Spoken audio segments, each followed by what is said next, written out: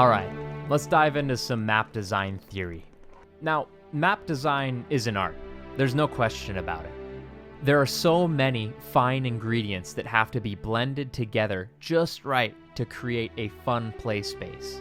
If one flavor is off, it can slowly turn the entire experience bitter. I mean, the placement of a single weapon can cause this. Imagine a sniper rifle that spawns inside of a tower that can be easily defended. Once the first person gets up there, it's a good chance that they're going to be there for the rest of the match.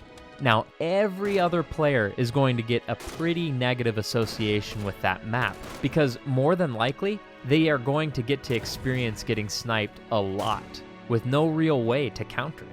And that Spartan in the tower with a big old grin on their face, they probably won't get in the tower first the next time around, so they'll end up on the receiving end of the same negative experience. So it won't be long before no one is playing that map.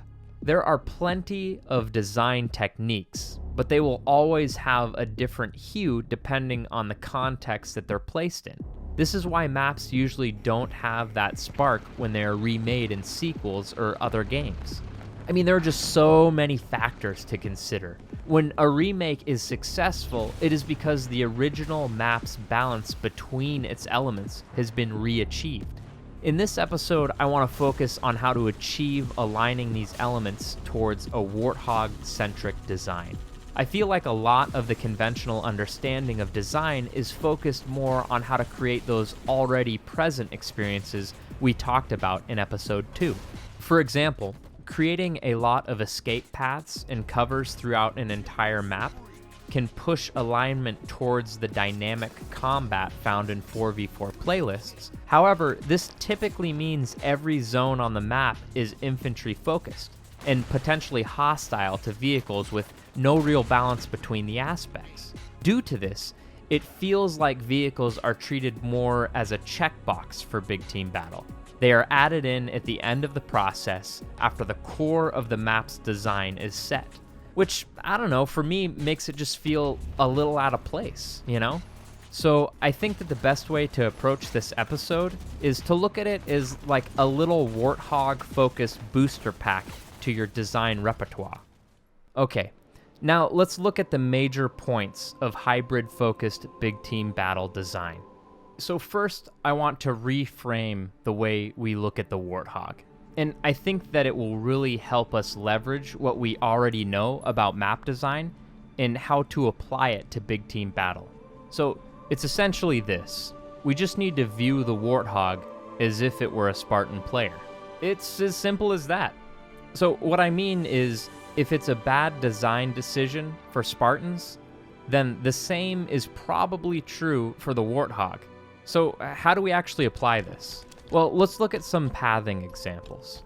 It is a standard design practice to not send a player into a dead end. There are a lot of reasons for this, and if one is going to break this guideline, they should really have a good reason. The question is, why would it be okay to send a player into a dead end just because they're in a vehicle? A lot of the big team maps that I've played make this choice. They have doorways just wide enough to get stuck in.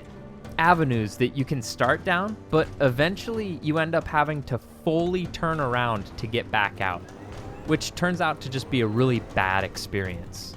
I mean, typically you want to have at least 2 paths, right? An objective and one divergent. The objective path being the shortest way to your goal, and the divergent being the one you can take if a deterrent shows up in your objective path. I mean, this is all pretty basic level design, right? Often though, a big team battle map can feel more like Husky Raid in a Warthog. Only the problem is, you are the only one that has to travel down the single ultra-threatening path. It just doesn't make sense, right? But that's just how we design big team battle maps now. I mean, usually in typical map design, we have these dynamic approaches in our pathing, which allow for flexibility and playstyle for the Spartans.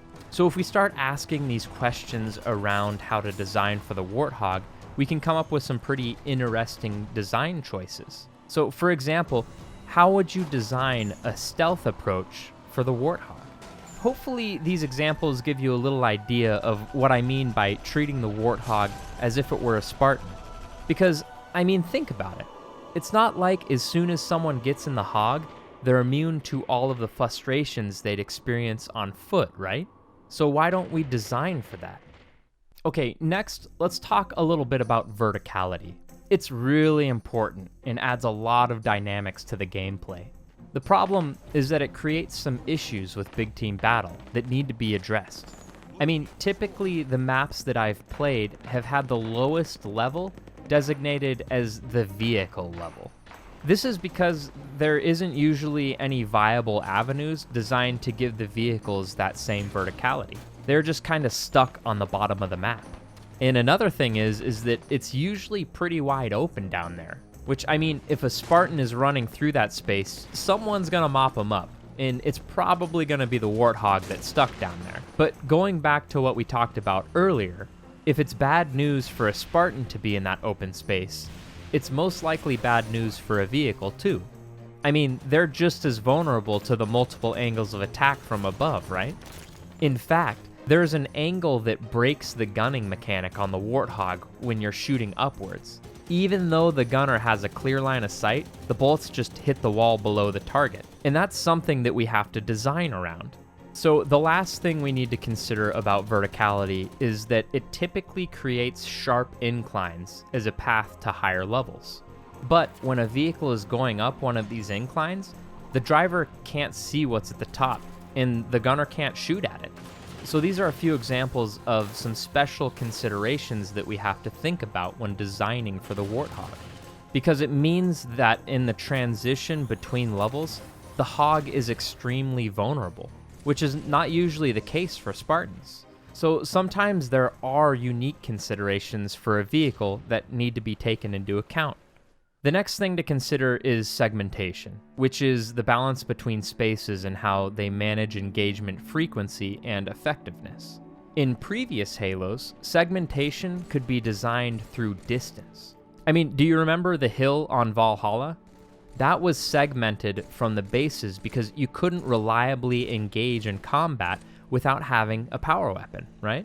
Compare that to Viking, where you can police the bases from the hill with the weapon that you spawn with. The balancing between the elements was off because the hill was too much of a power location in Halo 5 sandbox, which needed to be compensated for because that distance segmentation disappeared. So when considering the geometry of your map, factor in that a wide open space isn't what it used to be. Before, it really was an advantageous space for vehicles.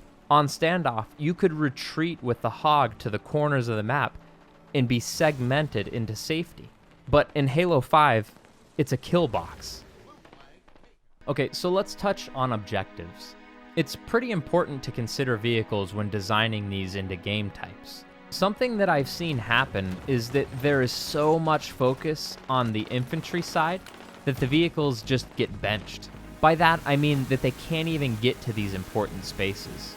Now, that's not to say that every flag post should be vehicle focused, rather vehicle conscious. Think about Hemorrhage. It was usually a bad idea to take the Warthog into the base to snag the flag. However, if you wanted to risk it, you had the option. There weren't parts of the map just closed off to you, just really high risk parts of the map that you could take a chance in. On the flip side, always be mindful of the vehicle's speed. The vehicle's path to capture a flag, for example, should usually be compared to a Spartan's time-wise. If it takes a Spartan 20 seconds from post to post, it should be close to the same thing for a vehicle. Now, weapon pads can also be an objective. We should consider if the spawning weapon is a threat to vehicles on the map, and if it is, it should probably be able to be policed by those in a vehicle. And this leads us right into our next point. Weapons. I think the best way to break this down is to think of the weapons in tiers of the skill that it takes to destroy a vehicle with that weapon, and then place them accordingly. For example, the Spartan laser doesn't make it very difficult for a player to blow up a Warthog, and because of this, it probably shouldn't spawn in an area that's only accessible to Spartans, right? On the other side, you have something like the plasma pistol. This thing doesn't even destroy a vehicle, it just creates an opportunity to. So it's probably not a good idea to put its spawn in a wide open space that's easily policed by the Warthog. I think you probably get a feel of what I'm talking about here. And this also applies to grenades. Plasma grenades have really high utility against vehicles, and it doesn't take much skill to stick them on the side of a vehicle. So there probably shouldn't be an abundance of them laying around in places they can be picked up and immediately used to blow something up. That is, unless the vehicle is being ultra aggressive, like inside a base or something.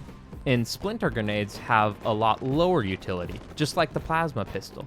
So it's important to put those weapons in spaces that make sense for their utility, which is another design guideline that we already know, right? I mean, you don't typically want to put that sniper rifle in the sniper tower. So then there are what I consider the no-go guns.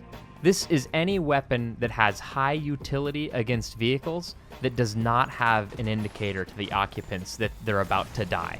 In my opinion, weapons like the Hydra and the Railgun should at most only have one weapon pad spawn that is easily policed by the vehicle.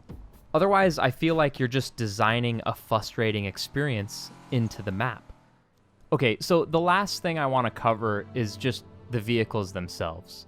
Every single one of them has unique design needs.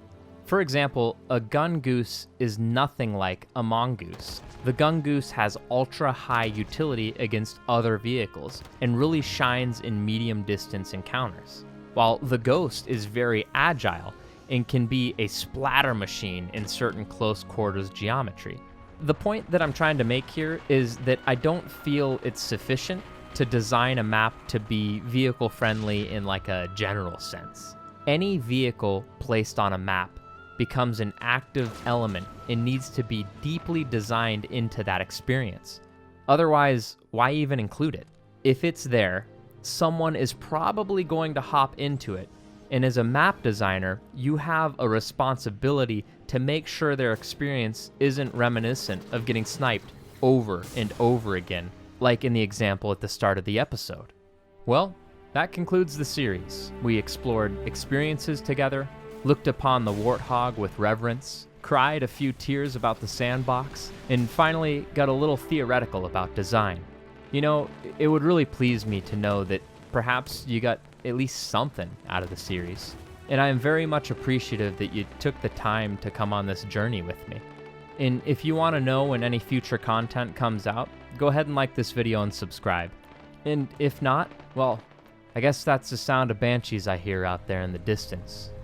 Thank you for watching. Cortana to Echo 419. 2 Covenant Banshees are approaching on your 6. Evade. Say again, evade. I'm hit. Mayday. Mayday. Everyone come to the shot to hell. I can't hold her. I can't hold her.